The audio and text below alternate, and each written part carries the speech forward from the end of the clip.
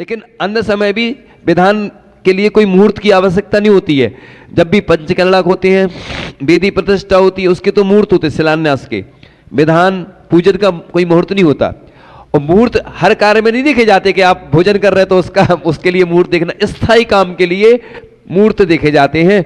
इसलिए विधान ऐसा कोई नियम नहीं है, लेकिन विशेष महत्व तो उसी का होता है। जैसे 10 लक्षण में आप उपवास करते हैं, मुनिराज तो कभी भी कर सकते हैं। पर्युषण तो 3 बार आते हैं, अष्टन का भी 3 बार आती हैं। तो इस प्रकार से इस पर्व में विशेष रूप से व्रत नियम संयम का पालन करना चाहिए अपनी शक्ति के अनुसार। ऐसा लिखा है, जम सक्कई तम की रही, जो कर सकते हैं वो करें और जो नहीं कर सकते उसकी क्या करें, भावना करें।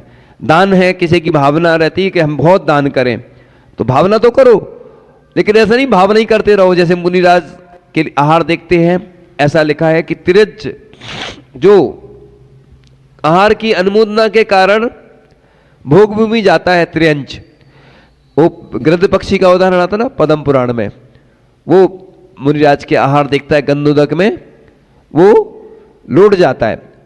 उसके पक्षी के पर कैसे हो जाते हैं, सोने के हो जाते।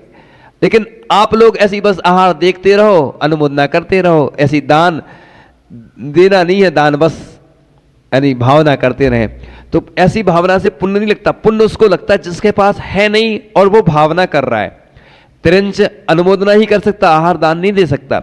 ऐसे ही अपन भी अष्टानी का पर्व में जहां जहां देश भर में लोग सुन रहे हैं, उन सब के लिए हम यही कहना चाहते हैं कि पूरे देश में अपन को चाहे भली छोटे रूप में करो चाहे बड़े रूप में करो, सिद्ध चक्र विधान तो करना चाहिए।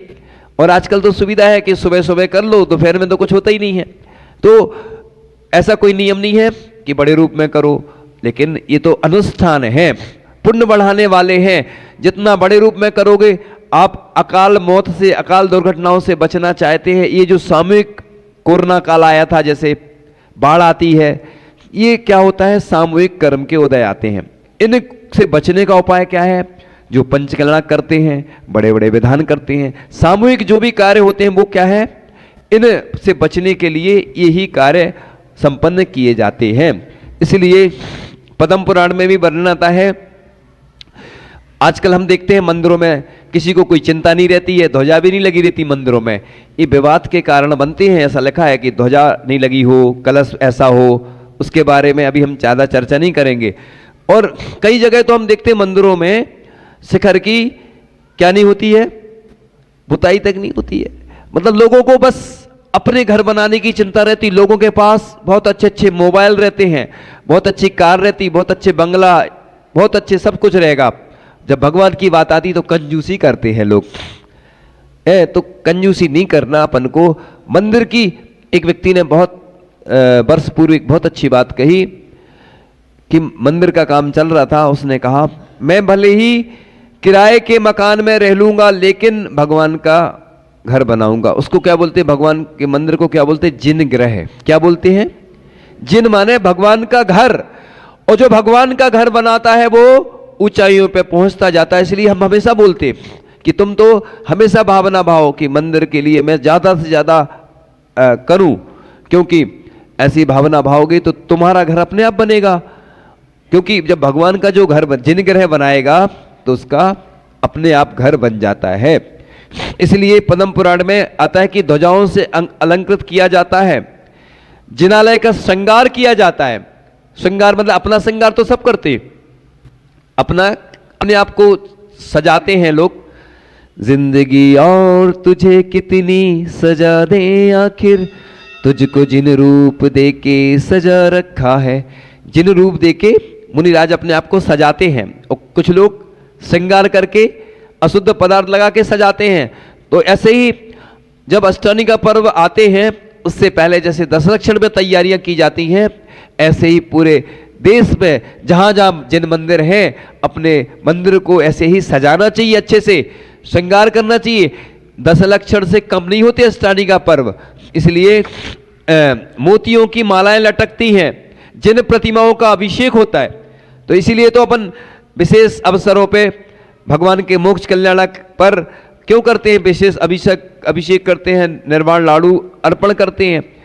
अपन जितना करोगे, लोग क्या है फालतू कार्यों में तो हमने देखा बहुत समय रहता लोगों के पास, लेकिन जब धर्म की बात आती है तो लोग दूर से हो जाते हैं कि कितना धर्म करें। लेकिन मैं बताता हूं कि अगर तुम जीवन में जितने अच्छे अच्छे मंगल कार्य करोगे तो तुम्हारे जीवन में से अमंगल चला जाएगा। ये विघ्न बाधाएं जो आती हैं, परेशानी आती है, वो इसी कारण से आती हैं कि अपन ने पूर्व जन्म में कुछ पुण्य के कार्य नहीं किए हैं। लोग बीमार हैं तो हम हमेशा बोलते हैं कि तुम औषधि दान किया करो जितनी शक्ति है। जरूरी नहीं है कि बहुत सारी करोड़ों रुपए की औषधि दान करो, जितनी अपनी शक्ति है। शक्ति को छिपाना नहीं। आप देखना निरोग हो जाओगे, प्रतिदिन शांति धारा करो तो यही भावना करो। इसलिए शांति धारा की जाती है विश्व कल्याण के लिए, सबके रोग दूर हो। इसलिए शांति धारा तो करते ही हैं, भावना भी करना और औषधि दान करना, क्योंकि हमने पूर्व में औषधि दान नहीं किया इसलिए बीमारियां आती हैं। और वैसे तो 99% लोग हम अपना आंकड़ा बता रहे हैं कि बीमार रहते ही हैं, कोई भी स्वस्थ नहीं है। लेकिन अपना दान हो जाएगा, पुण्य बढ़ेगा, और ऐसी भावना हमेशा अच्छी करते रहोगे। इसलिए तो 12 भावना पढ़ते हैं अपन। वैराग भावना किस लिए पढ़ते हैं कि कोरोना काल में वो 12 भावना साक्षात हो रही थी, दिख रही थी कि देखो क्या स्थिति है संसार की। तो ये इसलिए हजारों कलश दिखाई देते हैं। ये उस समय का वर्णन आ रहा पद्म पुराण में, जिस समय लिखा गया होगा। और उस समय किए गए कार्यों की शोभा देखते ही बनती थी। कोई मंडल बनाने के लिए बड़े आदर से 5 रंग के चूर्ण पीसने का कार्य, रत्नमयी रत्नों के चूर्ण से रंगोली बनाई जाती थी। आज देखते हैं मंदिरों में लोग क्या होता है, चरण पादुका सामने रख देते हैं। अरे भगवान के सामने तो अच्छी रंगोली डालना चाहिए, मंगल कार्य होना चाहिए। आज शोभा यात्रा निकलती है तो कुछ भी लोग लिए नहीं रहते हैं, अष्टप्रधान यार बड़े बड़े बनवाना चाहिए, है ना। जरूरी है रजत के बनवाओ। अभी हमने देखे इंदौर में बहुत बड़े बड़े रखे थे एक मंदिर में, तो इसमें कोई दिक्कत थोड़ी है। लोगों की आदत रही थी जो देखते हैं चमर ढोराते ना लोग, तो हम किसी का निषेध नहीं कर रहे कि कोई कहता ढोराना चाहिए। 32 इंद्र चमर ढोराते हैं प्रतिदिन मंदिर में, अपन को ढोराना चाहिए, अच्छी बात है। और भोपाल में तो हमने देखा चतुर्मास हुआ था, हर मंदिर में ऐसे लगे हुए हैं 64 चमर, और महिलाओं को भी ढुराना चाहिए। वैसे तो 32 इंद्र ही ढुराते हैं, लेकिन इस कार्य में कोई दिक्कत नहीं है, दूर से ढुराते हैं। छत्र के लिए तो पुरुष ही भगवान के ऊपर लगा पाएंगे, लेकिन ये अष्टप्रधान के अंतर्गत आते हैं। इसलिए कई लोग छोटे छोटे से बनवा लेते हैं, वो ठीक है, वो उनकी व्यक्तिगत व्यवस्था है, क्योंकि मंदिर के तो है नहीं, वो अपने ला रहे हैं और ले जा रहे हैं वापस। लेकिन मंदिर की संपत्ति अपने घर में नहीं ले जा सकते अपन। मंदिर के लिए जो आ गई, मंदिर को दान दे दी, वो मंदिर की हो गई। तो इसलिए बड़े बड़े रखो। और जो आता है ना कुंदावदात, यानी सफेद ही होना चाहिए चमर। मैं निषेध नहीं कर रहा हूं, रंगीन लगा देते हैं लोग, लेकिन शास्त्र के हिसाब से सफेद अच्छे माने जाते हैं। रजत के हों, सामान्य धातु के भी हों, रजत के सबसे अच्छा सर्वश्रेष्ठ तो रजत के चमर हो, उसी में सफेद उसकी लड़ियां हों, चाहे वो स्फटिक की हो। तो ऐसा ही वर्णन आता है। अब आगम में जो लिखा है मैं उसके अनुसार बता रहा हूं। अब मैं निषेध नहीं कर रहा हूं, क्योंकि आजकल क्या कोई भी चीज बोल दो तो क्या हो जाता, बहुत उफान आ जाता। तो मैं वो नहीं कर रहा हूं, मैं तो शास्त्रों में बता रहा हूं, ऐसा वर्णन आता है। तो ऐसे ही अपने दोनों हाथों में लेके ऐसे चमर ढोराना चाहिए, ऐसी भावना भाना चाहिए कि हे भगवान सभी जीव निरोगी रहें। और छत्र भी अर्पण करते समय ऐसी भावना करो, हे भगवान आपकी छत्र छाया हम सब के ऊपर बनी रहे। तो इस प्रकार से कोई जिन मंदिर के द्वार का श्रृंगार करता, कोई उत्तम उत्तम सामग्रियों को एकत्रित कर अभिषेक करता, तो ऐसे ही अच्छे अच्छे द्रव्य लाना चाहिए, चढ़ाना चाहिए। खाने के लिए तो कितना सारा रहता, देखो थाली में थोड़ा सा अगर 19-20 हो जाए तो गुस्सा आ जाती है व्यक्ति को। पूजन की थाली कई बार पुराने जमाने में लोग ऐसी खाने के चावल अलग रहते थे, चढ़ाने के सस्ते वाले रहते थे। तो इसलिए अच्छे रत्न चढ़ाओ, भावना करो स्वर्ण के रत्नमयी। आचार्य श्री विद्यासागर जी महाराज, जिनकी माँ कौन थी पहले, श्रीमंती, कौन थी पहले की बात कर रहा हूं मैं, श्रीमती नहीं थी, श्रीमंती। बिंदी आती है वो हमें मालूम है। अभी हम कुंडलपुर में थे तो आचार्य जी ने कुछ सुनाया था हम लोगों को, बैठे थे, गिनती के ही महाराज जी थे। वो अभी प्रसंग नहीं है, चूंकि अभी दूसरा प्रसंग चल रहा है। बिंदी आती है वो हमें मालूम है। तो वो जब आचार्य मतलब मुनि होंगे शायद, मुनि श्री विद्यासागर जी महाराज की दीक्षा हो गई, जब मुनि बन गए, वो आई, कुछ आभूषण रखे थे उनके पास, वो लाई और उन्होंने 108 पुष्प बनवाए थे सोने के और पूजन की, है ना। ये कहलाता है, देखो लोगों के पास बहुत धन रहता, बहुत सोना चांदी रहता, लेकिन उन्होंने सही काम में लगाया। यानी देखो पूरा का पूरा परिवार, माता पिता चारों भैया निकल गए रे, और बहनों ने भी दीक्षा ली थी। तो इस प्रकार से देखो एक भैया बचे थे तो वो भी पूरा का पूरा परिवार, मतलब ये कितनी बड़ी बात होती है कि एक जीव अगर ऐसे पथ पे निकलता है तो सब उसके पीछे निकल जाते हैं। तो इस प्रकार से व्रत करने वाला कृत्रिम स्वर्ण चांदी तथा रत्नों से महापूजा करता, वाद्य यंत्रों से शब्द होता है, जैसे अभिषेक करते हैं ना तो लोग घंटी तो बजाते हैं और भी अच्छे अच्छे वाद्य यंत्र बजा सकते, कोई मना नहीं है, इसलिए तो करते हैं ये सब चीजें, खुशी मनाते हैं। आज हम देखते हैं कि अगर किसी का जन्मदिन हो, कोई शादी की सालगिरह हो, एक बार आचार्य जी ने चंद्रगिरी में कहा था कि बूढ़े वाड़े हो जाते हैं ना 75-50 साल के, बुंदेलखंड में बोलते डोकरा डोकरिया, और वो मैरिज एनिवर्सरी मनाते हैं, फिर से मेहंदी लगाते हैं, बरमाला डालते हैं। ये पाप के कार्य हैं, क्योंकि एक बार वैराग्य के क्षण है ये। तो अब तो संसार ने भी सरकार ने भी रिटायरमेंट दे दिया, 60 के बाद अलग अलग नियम चेंज होते रहते हैं ना, तो अब अपन को वैराग्य के क्षण आना चाहिए। आपको शादी की सालगिरह मनाना है तो उतने तीर्थ यात्रा कराओ, उतने कलशों से अभिषेक करो और शास्त्र प्रकाशन कराओ, मंदिर के लिए कुछ अच्छे उपकरण दान दो। इसलिए तो व्रत उपवास करते ना, तो ये क्यों लिखा है शास्त्रों में कि उपकरण दान करना चाहिए, इस निमित्त से लोग उपकरण दान करते, उद्यापन आदि करते हैं, इसलिए ये व्यवस्था रखी गई है। तो जन्मदिन भी मनाते ना, तो जितने वर्ष के हो गए उतने कलशों से अभिषेक करो, उतने शास्त्र दान करो, उतने श्रीफल चढ़ाओ, उतने दीपक से आरती करो, तो ठीक है। यानी मांगलिक क्रियाओं को, चाहे मैरिज एनिवर्सरी हो, चाहे बर्थडे हो, इनको मना नहीं है, मांगलिक क्रियाएं तो करने से पुण्य बढ़ता ना। लेकिन जो लौकिक कार्य करते हैं ना, केक काटते हैं, अब केक क्या कहलाता है, पिता का कलेजा होता केक माने। अब चौके में कई लोग बोल देते तो मुनिराज आदि लेते नहीं, इसलिए मधुरम बोलते कई लोग। तो केक काटने की पद्धति, यानी भारतीय संस्कृति काटने को नहीं बोलती, भारतीय संस्कृति बोलती है कि जोड़ो, मिठाई बांटो आप, है ना, दीप जलाओ, आरती करो। एक दीपक बुझाते हैं, क्या बोलते, मोमबत्ती बुझाते हैं। तो ये पश्चिमी सभ्यता खड़े होके भोजन करने की है ये।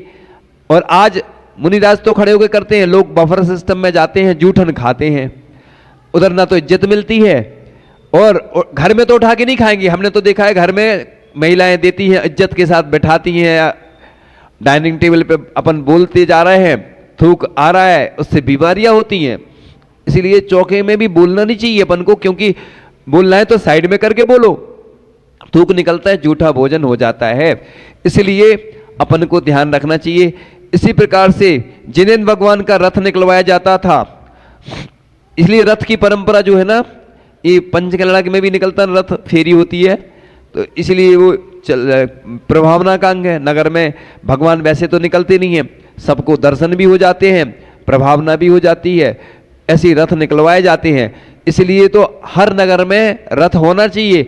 जब भी बिहार आदि होता है तो उसमें भी ऐसी व्यवस्था रहे तो सुरक्षा भी रहेगी और अच्छा भी लगता है, और थोड़ा सा लोग भी रहेंगे, सुरक्षा हो जाती है। आजकल साधु संत जब बिहार करते हैं तो कितनी घटनाएं घटती हैं, ऐसी घट रही कि नहीं घट रही, आप सुन रहे होंगे। तो सुरक्षा भी जरूरी है। और जब बिहार होता है ना, तो अपन को महाराज जी के साथ, माता जी के साथ, जो भी हैं ये लक्षुल्लक जी, साइड में चलना चाहिए। लोग क्या करते हैं, पूरे रोड पे घेर के चलते हैं, फिर कुछ घटना घट आती है तो अपन दूसरों को दोष देते हैं। और जब बिहार होता है ना, तो जैसे किसी की कैपेसिटी ज़्यादा चलने के लिए तो बीच बीच में बदलते रहना चाहिए, कोई इसमें दिक्कत नहीं है। क्यों कि साधु तो लंबा लंबा बिहार करते, उनकी तो ठीक है, जो है अनुकूलता रहती है, साथ में भी तो कोई चले, तो लोग थोड़ा थोड़ा बदलते रहें, उनकी व्यवस्था भी रहना चाहिए। आजकल हम देखते समाज में, पूरे देश की बात कर रहा हूँ मैं, क्योंकि जहाँ भी जाता हूँ एक समस्या आती है कि जो बेचारे बिहार कराते हैं उनकी कोई पूछने वाला नहीं रहता, ना तो उनकी भोजन की व्यवस्था, ना कोई जल की व्यवस्था। और वीआईपी लोग आते हैं, गाड़ी में बैठ के चल देते हैं, जो बेचारे लड़के हैं या जो भी बिहार कराने वाले, उनकी व्यवस्था भी पुण्य का कार्य करती है। अनंत गुना पुण्य मिलता है, इसलिए बिहार में ज्यादा मिलता है। आचार्य ऋषि के आहार नहीं मिलते थे तो लोग क्या करते थे, बिहार में पहुंच जाते थे, क्योंकि वैसे तो महीनों में 2 महीने में नंबर आता था और इधर जल्दी मिल जाता था। तो इसलिए ये पुण्यवर्धन क्रिया है। इसलिए 3 लोक में सबसे बड़ा पर्व अष्टानिक पर्व है। यह पर्व ऋतुओं का संधि काल है, जोड़ कहलाता ना। जैसे एक 4 महीने खत्म होते हैं तो दूसरा जो ठंड का खत्म हुआ तो गर्मी का, गर्मी के बाद फिर चातुर्मास आता है, चातुर्मास में फिर ठंड आती है, तो संधि, संधि माने होता है जोड़। तो इस प्रकार से तीर्थंकरों ने पूर्व में इस पर्व की आराधना करके अद्भुत पुण्य संचय किया, जो उनके निर्वाण में निमित्त कारण बना। मन वचन काया की शुद्धि पूर्वक की गई। व्रतों की आराधना 3 भवों में संसार से पार लगा देती है। ऐसा आता है ना, संलेखना वर्ण करते हैं समाधि वर्ण, तो कम से कम 2-3 भव और ज्यादा से ज्यादा 7-8 भव में निश्चित रूप से मोक्ष की प्राप्ति हो जाती है। तो इस प्रकार से यह जो पर्व है अष्टानी का महापर्व, वो आपको एक नई राह दिखाने के लिए आता है और आप अपने जीवन में कैसे ऊंचाइयों पर पहुंचे। ये सब पुण्य बढ़ाने वाली क्रियाएं हैं। इनको ऐसा नहीं समझना कि बस लोग क्या करते हैं, कई लोग तो बस मंदिर में आते हैं, सिर पटका और चले जाते हैं, भगवान को नहीं देखते कि भगवान कैसे हैं। भगवान से तो मिला करो थोड़ा सा, कि भगवान की को ऐसी भावना करो कि हे भगवान, मेरी आंखें जब भी खुले आपका ही दर्शन हो, तीर्थ क्षेत्रों की वंदना हो, जितनी प्रतिमाएं हैं 3 लोक में, कृत्रिम अकृत्रिम चैत्यालय हैं, विदेश क्षेत्र में जितने विद्यमान 20 तीर्थंकर हैं, सबके दर्शन हो, और प्रत्येक सिद्ध क्षेत्र है उनकी वंदना करूं मैं, ऐसी भावना तो करो। इससे तुम्हारा पुण्य बढ़ेगा। और जब भी मेरे हाथ खुले तो हे भगवान आपको अच्छी द्रव्य अर्पण करूं, अभिषेक शांति धारा करूं, आहार दान करूं। मेरे पैर जब भी बढ़े तो हे भगवान तीर्थ यात्रा के लिए बढ़े, मंदिर के लिए बढ़े। जब भी मैं स्नान करूं आप ऐसी भावना करो, जब भी मैं स्नान करूं तो आहार दान, पूजन, अभिषेक आदि के निमित्त ही स्नान करूं। इससे आपका पाप भी पुण्य में परिवर्तित हो जाएगा। जब भी कहीं जाओ बाहर तो क्या करो, 2 जोड़ी वस्त्र जरूर ले जाओ, धोती शुद्ध, एक अभिषेक के लिए और एक आहार दान के लिए।